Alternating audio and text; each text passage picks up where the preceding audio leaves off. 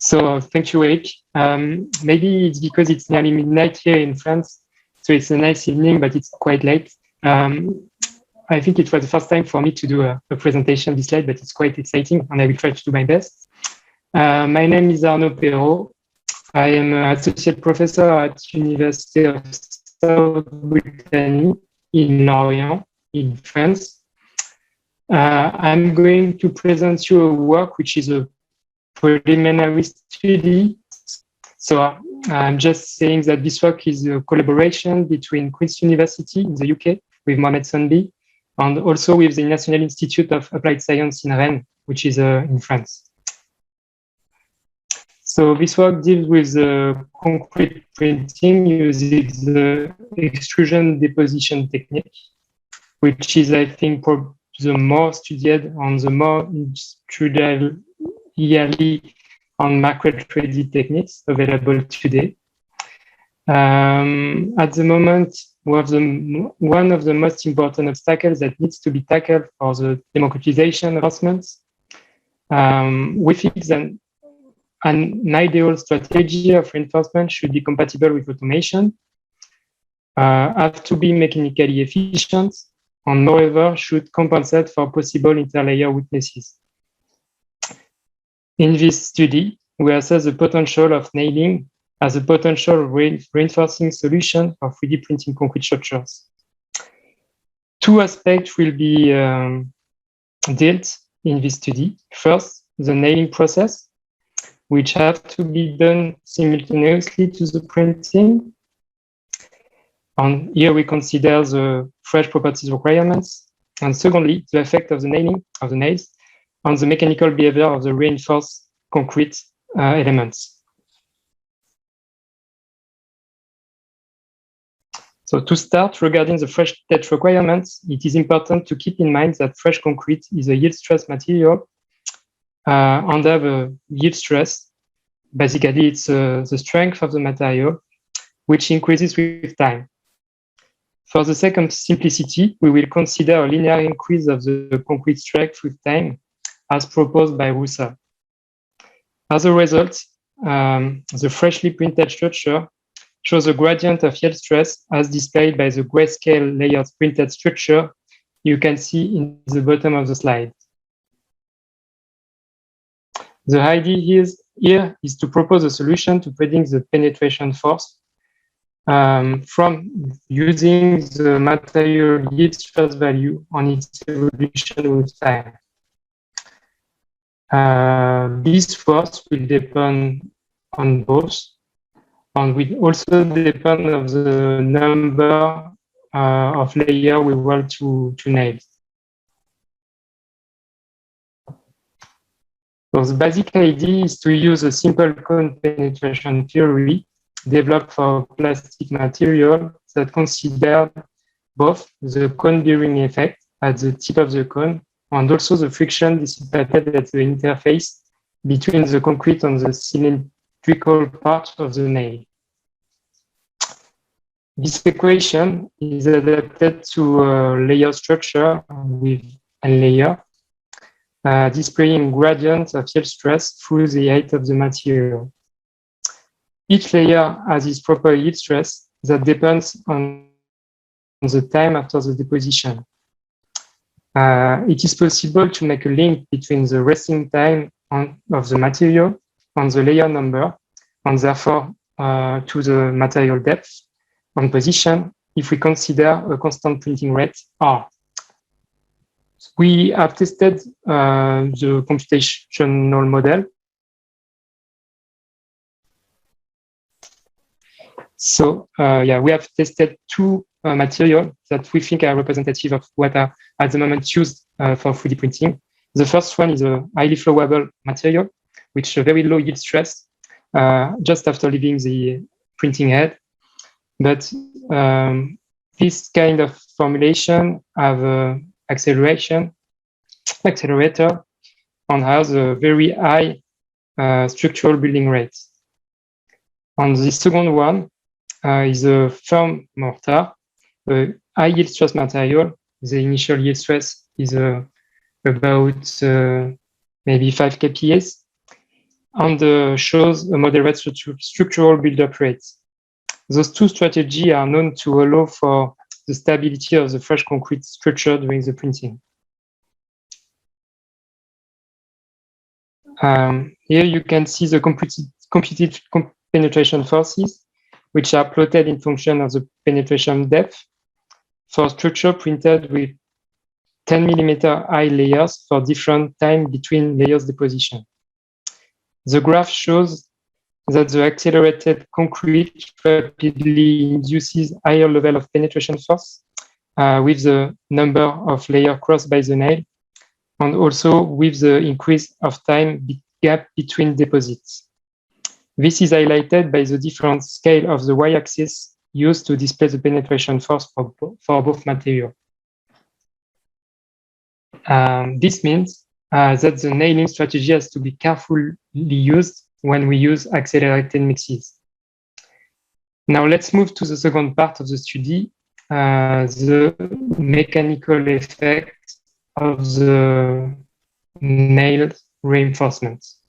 In this part, we want to study the effect of nails on the mechanical behavior of the printed structures, depending on the nailing process parameter, such as the nail spacing, also the nail's orientation, and the nail surface roughness. You can see on the left part of the slide all nailing and printing configurations that had been tested in the scope of this study.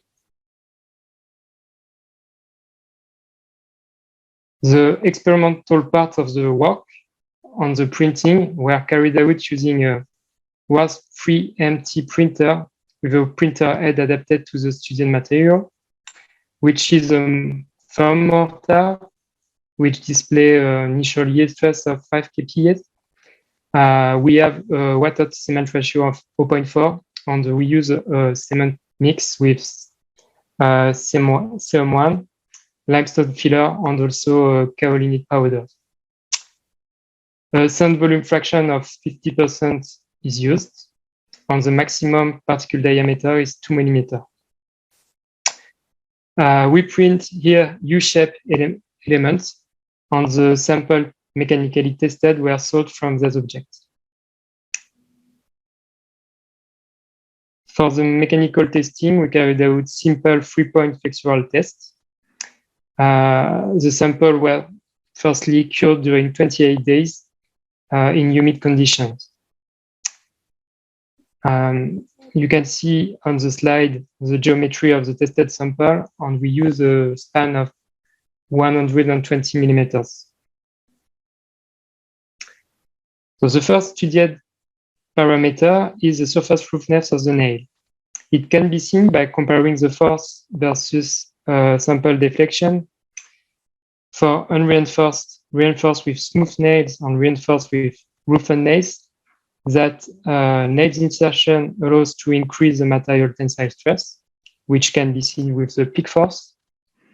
And secondly, that the roughened nails, in fact, we use rusty nails, provide a post-peak behavior, which is much more interesting than the one provided by the smooth nail.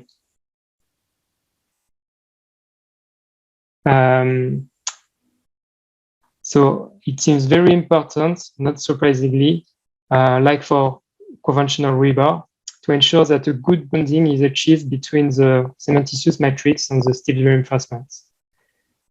For the spacing of the layer, we can see on the graph showing the force versus mean deflection that the material strength peak value increases with nails when nails are inserted closer to each other. In fact, it is expected also because we have a higher steel density. It is the same for the post-peak residual force. It increases with the steel density. It could also be observed that above a critical spacing value, here 30 millimeters, the nail has almost no effect on the mechanical behavior of the mechanical response of the sample. The last parameter that we study, maybe it was not the least, the insertion, it was the orientation of the nail insertion. At a given steel density, it is shown that the nail should not be inserted parallel to the loading, because in this case, the nails have almost no effect. On the contrary, if we insert the nail at 45 degrees, it provides an efficient reinforcing effect. So it's very important and interesting, because if we implement that with an automated solution during the 3D printing process, we can choose, in fact, the most efficient orientations that could really efficiently reinforce the sample. So to conclude, we have shown in this preliminary test that these nailing techniques could be interesting. For the fresh touch requirements, we have shown that the structural build-up rate is really important, in fact, and we have to be careful for accelerated mixes which have a very high and fast structural build-up. We can say we have seen also that penetration theory can be used to predict the insertion force. And for the mechanical behavior, we have also shown that nails act mainly on the post-peak behavior. On that, also, the reinforcing effect depends on the nail surface of neck, the spacing of the nail, and their orientation. So thank you for your attention. I'm sorry for the technical issues during the presentation, and I will welcome your question. Thank you. While we wait for questions, I do have a question. In terms of bonding of the nails, have you looked at what the bond strength of those nails are in the printed? We plan to do a pull-out test, but due to the lockdown with the COVID, we have not took the time or have the time to do those tests. Understood. Great. And then you hinted at automating methods for placing the nails. Do you have any thoughts on how you would do that? Not at all. At the moment, we do it manually. But we're in touch with a company that are willing to trying to implement that on the printer head. Okay, thank you.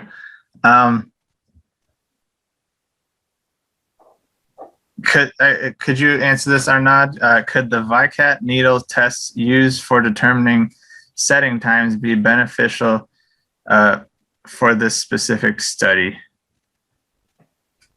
I think when we first try to validate the penetration theory, we use, in fact, the VICAT needle to try to link the penetration depth with the weight of the needle, and it works quite well. So we were quite confident that the computation we developed work well.